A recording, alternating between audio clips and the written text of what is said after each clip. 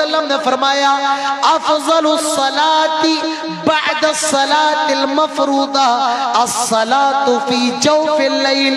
फर्ज नमाजों के बाद जो नमाज अल्लाह तबारक व तआला को सबसे ज्यादा पसंद है वो रात के आखिरी वक्त में पढ़ी जाने वाली नमाज है। आज तहज्जुद पढ़ने वाले बुजुर्ग नजर नहीं आते हैं, आज तहज्जुद पढ़ने वाले नौजवान नजर नहीं आते हैं। मेरे भाइयों, तहज्जुद की पाबंदी करो।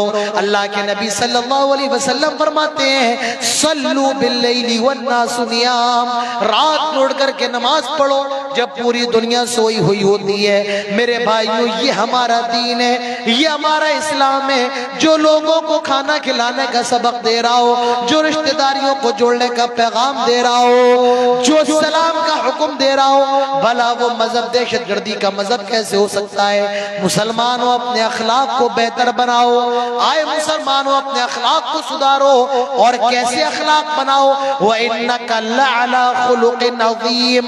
मुहम्मद रसूलुल्लाह सल्लल्लाहु अलैहि वसल्लम के अखलाक सबसे ज्यादा बुलंद है। हमें भी उसी डगर पे चलना है, उसी नक्शे कदम पे चलना है, और हमें भी अपने अखलाक को बहुत ज्यादा बेहतर बनाना है।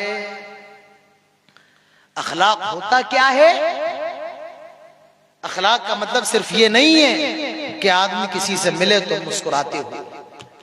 अखलाक का मतलब सिर्फ ये नहीं है कि आदमी खाना खिला दे, उसके घर पे मेहमान आ जाए। नहीं नहीं, बस ये अखलाक नहीं है। जानते हो कि सबसे अहम अखलाक क्या है? एक बात करके इंशाल्लाह मैं बात खत्म कर दूंगा। सबसे अहम अखलाक ये है कि आदमी झूठ ना बोले, आदमी सच हो, सच्चाई का साथ दे, सदाकत का साथ दे, झूठ ना बोले। ये सबसे बड़ा अखलाक है। आदमी की टोपी कितनी अच्छी क्यों ना हो, आदमी का कुर्ता कितना अच्छा क्यों ना हो, आदमी की बोलचाल कितनी अच्छी क्यों ना हो, अगर वो झूठा है तो वो मक्कार है और वो अखलाक वाला नहीं हो सकता है। अखलाक वाला वही हो सकता है जो हर मौके पर सच बोले। दुनिया नाराज हो जाए लेकिन सच का साथ न छोड़े। अखलाक वाला वो है जब बेटे का फैसला करने आए तब भी हक बोले, सच बोले। अखलाक वाला वो है अपने के खिलाफ जब मुकदमा जाए तब भी सच बोले। अखलाक वाला वो है करोड़ों की आबादी में हो लेकिन सच का साथ दे, सच का साथ दे, वो आदमी अखलाक वाला है। आइए मैं आपको हदीस सुनाऊं, मुस्नद तिर्मिज़ी की हदीस। अल्लाह के नबी फरमाते हैं, अलैकुम बिस्सिद्क़, ऐ लोगों सच। आज हम और आप अभी घर से निकले भी नहीं है, किशनगंज जाना है किसी से मिलने, अभी घर से निकलने वाले हैं तो क्या कहते हैं उससे? बस बस रास्ते में। कहां पर हो? रास्ते में हो। झूठ है ये। अगर आप घर पे हैं और किसी से कहते मैं रास्ते में हूं, झूठ है। आप अभी 2 किलोमीटर हैं, पहुंचने में 5 मिनट लगेंगे और आप कहते हैं बस बस दरवाजे पे घुस रहा हूं। क्या कहते हैं? दरवाजे पर घुस रहा हूं। ये भी झूठ है। अल्लाह की आपकी पकड़ हो। मौलाना आदिल साहब ने इनसे कहा कि मैं जलसे के अंदर नहीं आ पाऊंगा, मेरे साथ मजबूरी है। सच बोला मैंने। और अगर मैं ये कह देता मेरी अम्मी बीमार है जबकि नहीं है, झूठ बोलता तो मेरी पकड़ होती अल्लाह की। मुसलमान सच्चा होता, झूठा नहीं होता है। अल्लाह के नबी फरमाते हैं, अलैकुम बिस्सिद्क़, आए लोगों सच बोलो। और सच बोलने का फायदा क्या है? फ़इन्नस्सिद्क़ यहदी इलल बिर्र, सच्चाई नेकी की तरफ लेकर के जाती है। व इन्नल बिर्र यहदी इलल जन्ना, और नेकी जन्नत की तरफ लेकर के जाती है। अल्लाह के नबी फरमाते हैं कि आदमी सच्चा होता है, सच बोलता है, सच बोलता रहता है, हत्ता युक्तब इंदल्लाहि सिद्दीक़ा, यहाँ तक कि अल्लाह तबारक व तआला की यहाँ उसको सिद्दीक लिख दिया जाता है, अल्लाह की यहाँ उसको सच्चा लिख दिया जाता है। ओह लोगों, क्या मकाम होगा इस आदमी का अल्लाह ताला के जिसको सच्चा लिखा जा रहा है, अल्लाह ताला की यहाँ जिसको सिद्दीक लिखा जा रहा है। अल्लाह के नबी सल्लल्लाहु अलैहि वसल्लम फरमाते हैं अल्लाह ताला की यहाँ उसको सिद्दीक लिख दिया जाता है। और अल्लाह के नबी इसके बाद फरमाते हैं वइय्याकुम वल कज़िब, लोगों झूठ से बचना। फ़इन्नल कज़िब यहदी इलल फुजूर, क्योंकि झूठ ये बुराइयों की तरफ लेकर के जाता है। वइन्नल फुजूर यहदी इलन नार, और बुराइयां जहन्नम की तरफ लेकर के जाती हैं। और आदमी झूठ बोलता है, झूठ बोलता है और झूठ बोलता रहता है, हत्ता यक्तुबा इंदल्लाहि कज़्ज़ाबा, अल्लाह ताला की उसको झूठा लिख दिया जाता है, अल्लाह ताला की उसको कज़्ज़ाब लिख दिया जाता है। आए मुसलमानों, सच बोलो। अल्लाह के नबी फरमाते हैं, जिस आदमी के अंदर 4 सिफतें होंगी, मुनाफिकन खालिसा, वो पक्का मुनाफिक होगा। इदा हद्दथ कज़ब, जब बोले तो झूठ बोले, झूठ, बात बात में झूठ। किसी दुकान पर जाइए और कोई दुकानदार ये कह दे कि मैं ये चीज 100 रुपए में लेकर के आया हूं और आपको रेट टू रेट दे रहा हूं, अगर वो झूठ बोल रहा है तो याद रखिए बहुत बड़ा गुनाह है। आप किसी को सौदा देते और क्या कहते हैं कि रेट टू रेट दे रहा हूं, और रेट टू रेट नहीं दे रहा है बल्कि प्रॉफिट लेकर के दे रहा है, तो ये जुमले उसके गलत है, झूठ नहीं बोलो। अल्लाह के नबी फरमाते 4 सिफतें होंगी, मुनाफिकन खालिसा, पक्का मुनाफिक है। इदा हद्दथ कज़ब, बात करे तो झूठ बोले। व इदा वअदा खिलाफ, वादा करके वादा खिलाफी कर दे। आए मुसलमानों, आज तुम्हारे वादों का क्या हाल है? मैं उस तरफ नहीं जाना चाहता हूं, वरना बात बहुत लंबी हो जाएगी। वादा करे तो वादा खिलाफी कर दे। और एक मुसलमान की शान ये होना चाहिए जो कमिटमेंट कर दे, जो जुबान से निकल जाए वो पत्थर की लकीर है। कोई आपके पास सामान खरीदने के लिए आया, आप जैकेट बेचते और पूछने वाले ने पूछा ये जैकेट कितने रुपए की है, कितने रुपए की बेचेंगे, और आपकी जुबान से निकल गया 500 रुपए। कितने रुपए की? 500 रुपए। और वो जैकेट आई है 600 रुपए की, आपकी जुबान से निकले 500 रुपए। बताओ नुकसान हो रहा है, फायदा हो रहा है? नुकसान हो रहा है। कितने रुपए का नुकसान? 100 रुपए का। लेकिन जो जुबान से निकल गया वो निकल गया। अगर वो कहे कि 500 में ही जैकेट में लूंगा, तो आपके ऊपर जरूरी है कि आप 500 में दें, क्योंकि आपने वादा कर लिया है, आपने रेट बता दी है। भले अब आपको नुकसान हो रहा हो, एक मुसलमान का वादा ऐसा होता है। सलाउद्दीन अय्यूबी लेटे हुए हैं, सो रहे हैं, तलवार टकी है, एक आया, तलवार निकाली, कहा सलाउद्दीन तलवार मेरे हाथ में, क्या करूं? सलाउद्दीन अय्यूबी ने कहा मैं तुझे इतना माल देने के लिए तैयार। कहा और उसके बाद अगर तुम मुझको पकड़ लो, कहा जा मैं तुझे नहीं पकड़ूंगा। उसने तलवार सलाउद्दीन अय्यूबी को दी। सलाउद्दीन अय्यूबी ने कहा क्या तूने ये नहीं सोचा कि मैं अपने वादे से फिर जाऊंगा? कहा कि मुझे मालूम है तू मुसलमान है, और मुसलमान जब वादा कर ले तो जान चली जाती है, लेकिन वादा नहीं जाता है। मुझे भरोसा था तेरे वादे पर, इसीलिए मैंने तुझे तलवार दी थी। कहा है आज ये वादे मुसलमान के? अल्लाह के नबी फरमाते हैं पक्का मुनाफिक है, वइदा वादा खिलाफा, वादा करके वादा खिलाफी करे। और वइदा तुमिना खान, अमानत में खयानत करे। कोई आदमी ने अमानत रखी है, इसकी हिफाजत करना, और खयानत कर ली, मेरे भाइयों याद रखो हराम है। एक आदमी ने आपको 50,000 रुपया दिया कि रख लो, मैं सफर पे जा रहा हूं, वापस आऊंगा ले लूंगा, और आपने खर्च कर दिया इस नियत के साथ कि मैं चुका दूंगा बाद में, लेकिन अभी खर्च कर देता हूं। याद रखो ये भी जायज नहीं है, अमानत में खयानत करना ये जायज है। आज कैसी मुसलमानों की अमानत में खयानतें हुई। आज मुसलमान अमानत में खयानत कर, कितने लोग जलसे में होंगे, उन्होंने लिखवा दिया होगा कि फला चीज मेरी तरफ से, फला गल्ला मेरी तरफ से, फला मक्का मेरी तरफ से, सीमेंट मेरी तरफ से, और अगर वो नहीं देंगे ये अमानत में खयानत है, और अल्लाह तबारक व तआला की यहाँ उनकी पकड़ होने वाली है। तो मुनाफिक कौन है? अमानत में खयानत। और जब झगड़ा हो जाए, लड़ाई हो जाए, तो गाली गलौज पर आ जाए। अल्लाह के नबी फरमाते हैं ये चारों चीजें, झूठ बोले, अमानत में खयानत करे, वादा खिलाफी करे और लड़ाई के मौके पर गाली बके, ऐसा शख्स पक्का मुनाफिक है, पक्का। आए मुसलमानों, सच्चे बन जाओ। तुम अखलाक वाले तभी बन सकते हो जब तुम सच्चे बनोगे, और अगर तुम सच्चे नहीं बनोगे तो तुम अखलाक वाले नहीं। सच्चाई होती क्या है? अली मियां नदवी की किताब है तारीख दावत व अज़ीमत, उन्होंने एक वाक़या नकल किया है। वो वाक़या सुना के मैं अपनी बात को खत्म करने की कोशिश करूंगा। हमारे यूपी के अंदर एक जगह है, उस जगह का नाम है मुजफ्फरनगर। मुजफ्फरनगर के अंदर एक कस्बा था, नाम था उसका कांदेला। उस कस्बे के अंदर एक जमीन थी। एक जमीन हिंदू कहते थे ये जमीन हमारी है, और मुसलमान कहते थे ये जमीन हमारी है, लेकिन दोनों के पास कोई प्रूफ नहीं था। दावा दोनों का था।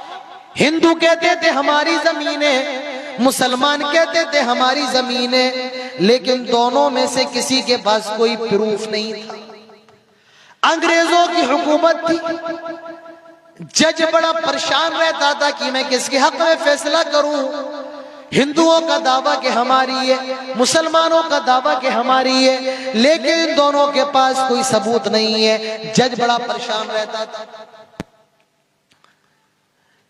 हिंदुओं ने जज से कहा, हमारी नजर में एक आलिम दीन है, मुसलमान है, और वो गांव के बारे में ज्यादा जानते हैं। अगर वो इस जमीन के बारे में गवाही दे दे, और उनकी जो भी गवाही होगी हम उनकी गवाही मानने के लिए तैयार है। इस जमीन के बारे में मुसलमान आलिम को गवाही देगा, हम गवाही मान लेंगे।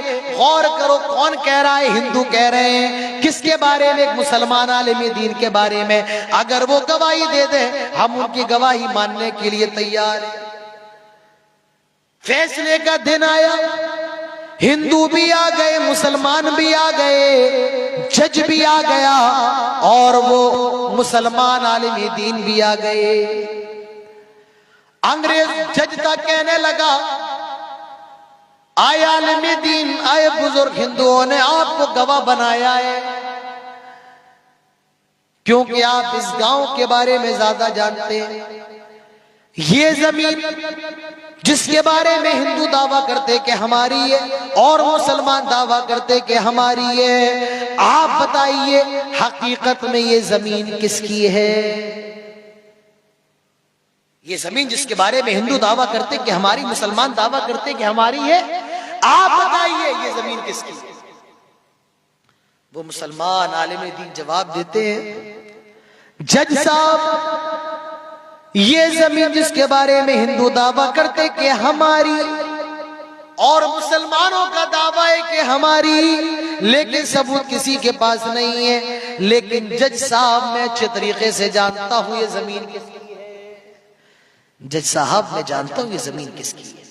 मैं इस गांव का चप्पा चप्पा जानता हूं, मुझे सारा इल्म इस गांव के बारे में। जज साहब, ये जमीन जिसके बारे में हिंदुओं का दावा है कि उनकी है, मुसलमानों का दावा कि उनकी है, जज साहब हकीकत ये, सच्चाई ये, रियलिटी है, ये जमीन जिसके बारे में हिंदू मुसलमान लड़ रहे हैं, जज साहब ये जमीन मुसलमानों की नहीं बल्कि हिंदुओं की है।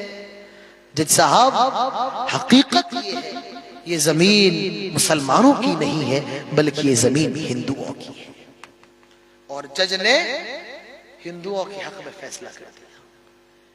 जब इसने गवाही दे दी ये जमीन हिंदुओं की है, हिंदुओं के हक में फैसला कर दिया, और उसने लिख दिया ये जमीन हिंदुओं को दी जाती है, और उस जमीन की जमानत हिंदुओं को दे दी गई। उस जमीन को हिंदुओं के हवाले कर दिया गया। लेकिन उसके बाद उस फैसले के अंदर जज ने एक जुमला और लिखा, जो जुमला मैं आपको बताना चाहता हूँ, जज ने लिखा आज इस अदालत के अंदर मुसलमान हार गए लेकिन इस्लाम जीत गया। आज इस अदालत में मुसलमान हार गए लेकिन इस्लाम जीत गया, सच्चाई जीत गई, सदाकत जीत गई। आए मुसलमानों, तुम्हारे असलाफ तो ऐसे थे जो सच के मामले में समझौता नहीं करते थे। मेरे भाई, अच्छा मुसलमान बनने के लिए सबसे पहले सच्चा बनना पड़ेगा। अच्छा मुसलमान बनने के लिए आदमी को सच्चाई का साथ देना पड़ेगा। ये अखलाक की बुनियाद है। आदमी अगर सच्चा नहीं है तो आदमी बाखलाक भी नहीं हो सकता है।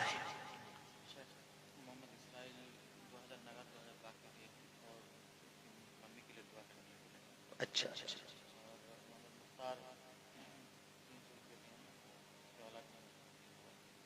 किसने दिया है?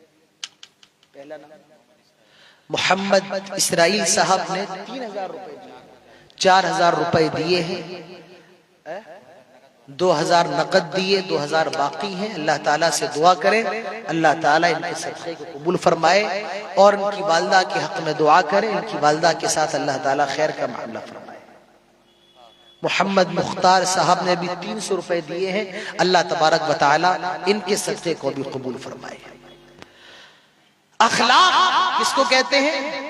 अखलाक नाम है हया का, अखलाक नाम है गैरतमंदी का। आदमी के अंदर हया नहीं, गैरतमंद नहीं है, वो शख्स अखलाक वाला भी नहीं हो सकता है। आज नौजवानों, अपने अंदर गैरतमंदी पैदा करो। आज फजर की नमाज पढ़ी, जोहर की नमाज पढ़ी, असर की नमाज पढ़ी, मगरिब की नमाज पढ़ी, इशा की नमाज पढ़ी। अब रात में जब बिस्तर पे गए तो सोचा कि थोड़ा सा मोबाइल चला, मोबाइल खोल, एक गंदी वीडियो सामने आई 2-3 सेकंड की, सोचा कि इसको देख लिया। उसको देखा, उसको देखने के बाद फिर दूसरी वीडियो सामने आई, उसको भी देखने लगे और रात भर पूरी रात गंदी गंदी वीडियो देखते रहे। याद रखिए, ऐसी नमाजें बर्बाद हो जाएंगी, ऐसे रोजे बर्बाद हो जाएंगे। आइए मैं आपको हदीस सुनाऊं, फिर बात खत्म करता हूं। अल्लाह के नबी सल्लल्लाहु अलैहि वसल्लम फरमाते हैं, कयामत के लोग, कुछ ऐसे लोग अल्लाह के पास आएंगे जिनकी नेकियां इतनी ज्यादा होंगी जितना तहामा पहाड़ है। सहाबा कहते हैं अल्लाह के नबी उनके बारे में बताएं। अल्लाह के नबी सल्लल्लाहु अलैहि वसल्लम फरमाते हैं, फजअलनाहु हबाअन मंसूरा, अल्लाह ताला उनकी नेकियों को बर्बाद कर देगा, हवा में उड़ा देगा। और ये कौन लोग होंगे? अल्लाह के नबी फरमाते हैं, जो तन्हाई में भी गुनाहों से नहीं बचते होंगे। मेरे भाइयों, तन्हाई के गुनाहों से बचो। ये मोबाइल हमें गुनाहों की तरफ लेकर के जा रहा है। इसीलिए अल्लाह ताला फरमाता है, वला तक़रबुज़ ज़िना इन्नहु काना फ़ाहिशतन व साअ सबीला। आए लोगों, जिना के करीब ना जाओ। जिना का रास्ता बहुत बुरा रास्ता है और जिना की सड़क बहुत बुरी सड़क है। हमारी शरीयत ने मना कर दिया, जिना के करीब ना जाओ। और हमारे इस्लाम ने जितनी खतरनाक सजा दी है, जितनी डेंजर सजा दी है जिना की, किसी और धर्म ने नहीं दी है। अल्लाह ताला फरमाता है, सूरत नूर उठाओ, अज़्ज़ानियतु वज़्ज़ानी फजलिदू कुल्ला वाहिदिम मिनहुमा मिअता जल्दा। अल्लाह ताला फरमाता है, जिना करने वाली लड़की और जिना करने वाले लड़के को 100 कोड़े लगाए जाएं, 100 कोड़े मारे जाएं। किसी लड़की ने जिना कर लिया है और वो गैर शादीशुदा है, 100 कोड़े मारे जाएं। और किसी लड़के ने जिना कर लिया जो गैर शादीशुदा है, उसको भी 100 कोड़े मारे जाएंगे और शहर से दूर कर दिया जाएगा, इलाके से दूर निकाल दिया जाएगा। हमारी शरीयत ने 100 कोड़ों की सजा दी। और मैं आपको एक नुक्ता बताऊं, अल्लाह ताला ने जब जिना का जिक्र किया तो औरत का नाम पहले लिया है, मर्द का नाम बाद में लिया है। क्यों? क्योंकि जिना की पहल औरत की तरफ से होती, मर्द की तरफ से नहीं। मर्द जिना तो करना चाहता है लेकिन पहल औरत की तरफ से होती है। कितनी औरतें जो इस जलसे में आई होंगी बन करके, सवर करके, क्या जरूरत है घर से बाहर बन करके सवर करके निकलना।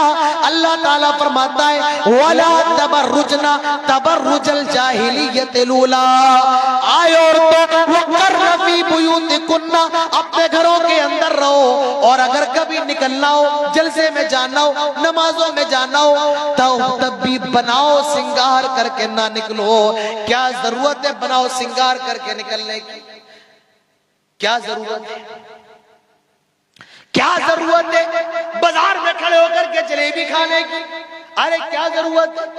क्या घर से खाना खा करके नहीं आई हो? मेरे भाइयों, ये तमाम चीजें क्या है? इसीलिए अल्लाह ताला ने लड़की का जिक्र पहले किया, क्योंकि पहल जिना की लड़की की तरफ से होती है। और आप जितने भी वाकयात कुरान के अंदर है आप उठाइए, जिना की पहल लड़की की तरफ से होती है। हजरत यूसुफ को बहकाने वाली कौन थी? कौन थी? जुलेखा थी। वो नेक आदमी, हजरत उस्मान बयान करते हैं कि औरत ने उसको जिना के लिए बुलाया, जिना के लिए बुलाने वाली औरत थी। जुरैज का वाकया आप लोगों ने सुना होगा। जुरैज को जिना की दावत देने वाली कौन थी? औरत थी। औरत की पहल ज्यादा होती है जिना। मैं आपको मिसाल देके समझाता हूं। ये बाजार लगा है, यहां पर जलेबी मिल रही होगी, रसगुल्ला मिल रहा होगा, शीरा होता है, चाशनी। आप चाशनी ले दीवार पे लगा दें।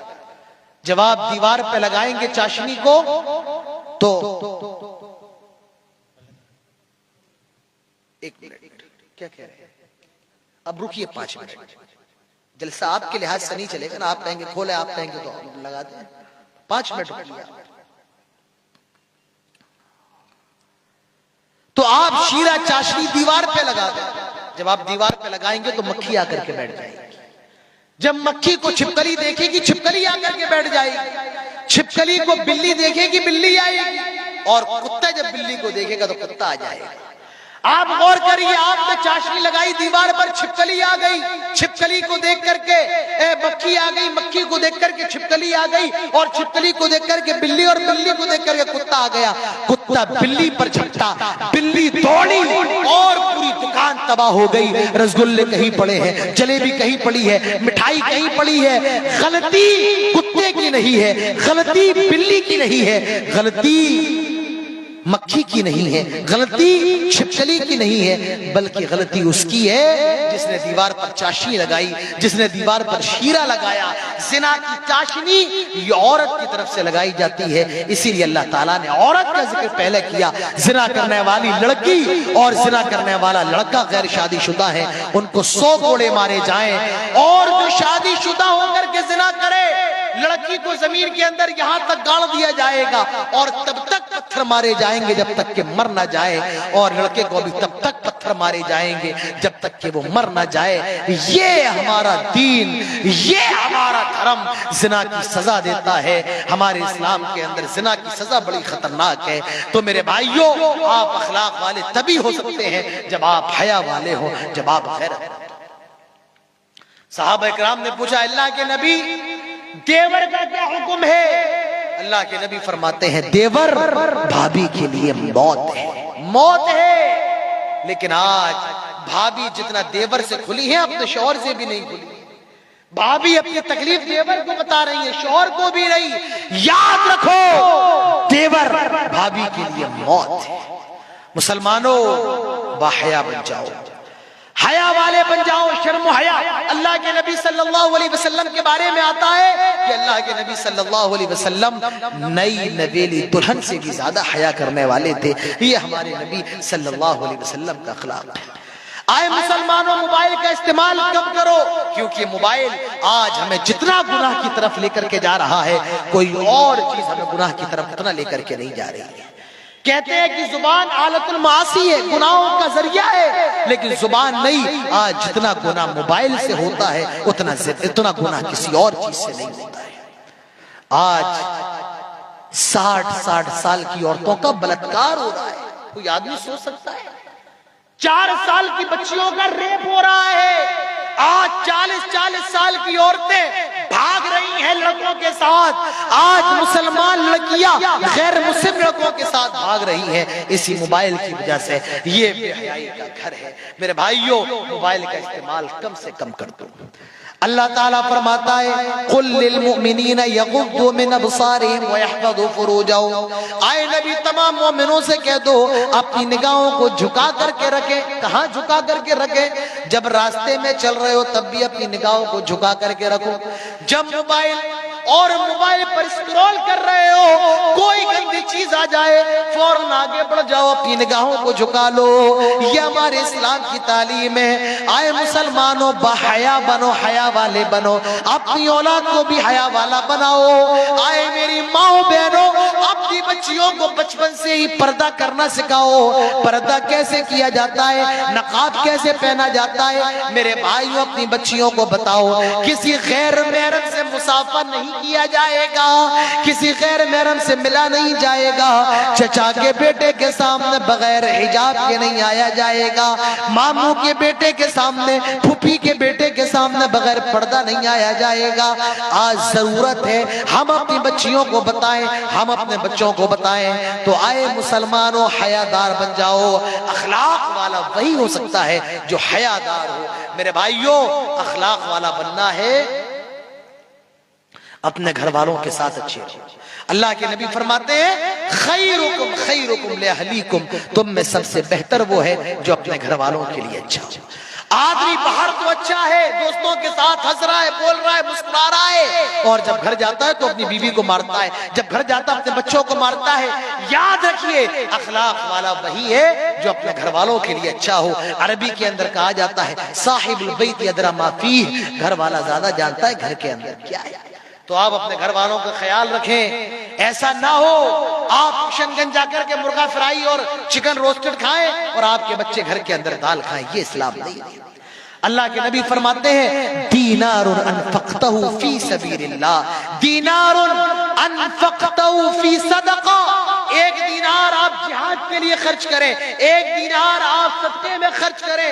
वह दीनारुन अनफक्तहु अला अहलिक, और एक दीनार अपने घर वालों के लिए खर्चा करें। अल्लाह के नबी फरमाते हैं अअज़मुहा अज्र अल्लज़ी अनफक्ता अला अहलिक, सबसे बेहतरीन वो है जो तूने अपने घर वालों के ऊपर खर्चा किया है। तो है मुसलमानों, अपने घर वालों के लिए अच्छे बनो। अल्लाह के नबी की बीवी से पूछा गया अल्लाह के नबी घर के अंदर कैसे रहते थे।